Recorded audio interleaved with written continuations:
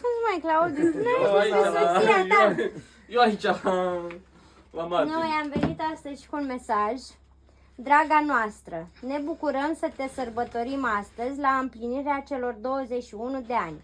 Îți urăm sănătate și naștere ușoară. Abia așteptăm să te vedem, mămică. Cu drag, soțul și părinții. La mulți ani, Valentina. Mulțumesc. Bă, dar cam tânără ești. Dar nu-i bătrân, nu. Stai. O să faci de obicei. Bun. Ce? Bei Ce sempre pețe? o gole de șaman? Dar ce plângi? S-a emoționat și ea. Nu,